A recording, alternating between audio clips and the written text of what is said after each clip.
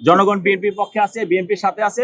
কাজে এখানে কোনো সমস্যা বা কোনো অপরাজনীতি এখানে কার্যকরী হবে না বলে আমি বিশ্বাস করি। জনগণ 12 তারিখে ভোট কেন্দ্রে যাবে এবং ধানের শীষ মার্কায় ভোট দিবে ইনশাআল্লাহ। নির্বাচনকে প্রশ্নবিদ্ধ করার কোনো সুযোগ নেই।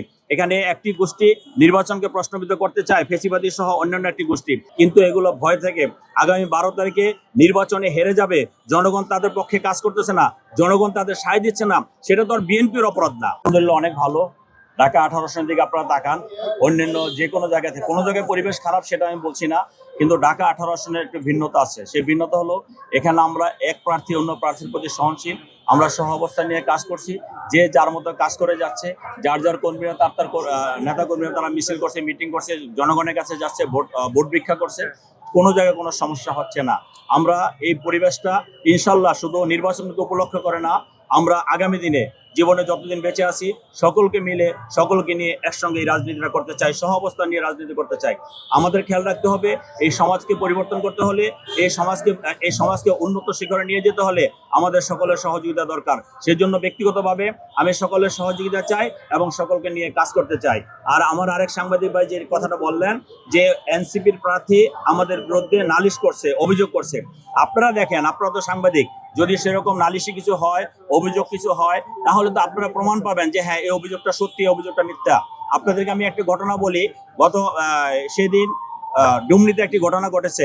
আমাদের দিদার মোল্লা আমি কথাটা বললে আপনি ক্লিয়ার হবেন সেজন্য আমি বলছি। দিদার মোল্লা একটি মাদ্রাসা কালার এক্সপার্ট, জর্জ স্যাপ এবং মাইল্ড অন হ্যান্ডস টেকনোলজি সমৃদ্ধ অরিক্স ক্রিস্টাল ওয়াশ আপনার লন্ড্রি এক্সপার্ট। খেলাধুলার অনুষ্ঠানে প্রধান অতিথি ছিল। সেই মাদ্রাসাটা তাদের নিজের মাদ্রাসা। সেই খেলাধুলায় সে প্রধান অতিথি ছিল। সেই প্রধান অতিথি থাকা অবস্থায় আমাদের এনসিপির প্রার্থী সেখানে গিয়ে তার চেয়ারে বসে সেখানে বক্তব্য দিয়েছে। সেখানে কিছু হইহুল্লা হয়েছে। পরবর্তীতে আমরা তাকে শোকজ করেছি এবং শোকজ করার পরে সে জবাব দিয়েছে। যে জবাব দিয়েছিল সে জবাব সন্তুষ্টজনক ছিল। তারপরে আমি যেহেতু একজন প্রার্থীর সামনে কিছু কথা কাটাকাটি হয়েছে, দুই পক্ষেরই হয়তো কথা কাটাকাটি হয়েছে, সেই জন্য কিন্তু আমরা তাকে দল থেকে বহিষ্কার করেছি। আমরা কোনোভাবেই, কারণ মানুষ জানে বিএনপি একটি বড় দল, আপনারা জানেন, আমরাও জানি বিএনপি একটি বড় দল। প্রতিটি ঘরে ঘরে আমাদের কর্মী আছে, প্রতিটি ঘরে ঘরে আমাদের সমর্থক আছে, কিন্তু তারপরে আমরা কিন্তু চুপচাপ বসে আছি। আমরা কোনো নালিশে বিশ্বাসী না, আমরা কোনো অভিযোগে বিশ্বাসী না। হ্যাঁ, তবে যদি অভিযোগ করার মতো কিছু ঘটে অবশ্যই আপনারা অভিযোগ করবেন, কিন্তু এগুলো ভয় থেকে আগামী 12 তারিখে নির্বাচনে হেরে যাবে। জনগণ তাদের পক্ষে কাজ করতেছে না, জনগণ তাদের সায় দিচ্ছে না, সেটা তো আর বিএনপির অপরাধ না। যার যার দল, যার যার জোট নিয়ে তাকে এগিয়ে যেতে হবে। আপনার কর্ম নিয়ে আপনাকে এগিয়ে যেতে হবে, আমার কর্ম আমার দল নিয়ে আমাকে এগিয়ে যেতে হবে।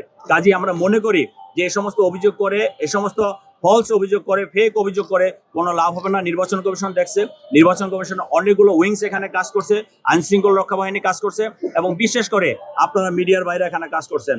আমাদের দলের যদি কোনো জায়গায় কোনো অপরাধবোধ থেকে থাকে এবং আমাদের কোনো কর্মীর যদি কোনো জায়গায় অপরাধবোধ থেকে থাকে, অবশ্যই আমরা সেটার সাথে সাথে ব্যবস্থা নিব। এবং আমি আশা করি এবং আমি বিশ্বাস করি আমাদের নেতাকর্মীরা আমাদের কথা শুনে, আমরা সবসময় যেটা বলে আসছি যে আমরা সহ অবস্থান রেখে একটি সুন্দর নির্বাচন করবো, একটি নির্বাচন করতে চাই, সেই দিকে দৃষ্টি রেখে আমাদের নেতাকর্মীরা কাজ করছে। আমাদের নেতাকর্মীরা অভিযোগ দেওয়ার মতো কোনো কাজ করে না। ঠাকুর ঘরে কে রে আমি কলা খাই না, আমরাও অনেক অভিযোগ করতে পারি, কিন্তু সেটা আমরা করছি না। কারণ আমি মনে করি অভিযোগ করে নির্বাচনকে প্রশ্নবিদ্ধ করার কোনো সুযোগ নেই। এখানে একটি গোষ্ঠী নির্বাচনকে প্রশ্নবিদ্ধ করতে চায়, ফেসিবাদী সহ অন্যান্য একটি গোষ্ঠী। আমরা মনে করি যে জনস্রোত এখন নির্বাচনমুখী, এই নির্বাচনকে সফল করার জন্য জনগণই তাদের প্রতিহত করবে, আমাদের কিছু করার প্রয়োজন হবে না। জনগণ চায় আগামী 12 তারিখে একটি সুষ্ঠু নির্বাচন হবে এবং সেই নির্বাচনে তাদের মনোনীত প্রার্থীকে ভোট দিয়ে এই এলাকার কল্যাণের জন্য কাজ করবে। যত অপশক্তি তার বিরুদ্ধে করুক না কেন, কোনো অপশক্তি কোনো কাজ করে লাভ হবে না। কারণ আপনারা দেখেছেন রাষ্ট্রীয় সমস্ত মেকানিজম শেখ হাসিনা পক্ষে রেখেছিল, জনগণ বিপক্ষে ছিল, সেই জন্য সে টিকতে পারেনি। ইনশাল্লাহ জনগণ বিএনপির পক্ষে আছে, বিএনপির সাথে আছে। কাজে এখানে কোনো সমস্যা বা কোনো অপরাজনীতি এখানে কার্যকরী হবে না বলে আমি বিশ্বাস করি। জনগণ 12 তারিখে ভোট কেন্দ্রে যাবে এবং ধানের শীষ মার্কায় ভোট দিবে ইনশাআল্লাহ। বিতরণী অনুষ্ঠানের প্রধান অতিথি ঢাকা মহানগর উত্তর বিএনপির সম্মানিত সদস্য সচিব, অত্র এলাকার কৃতি সন্তান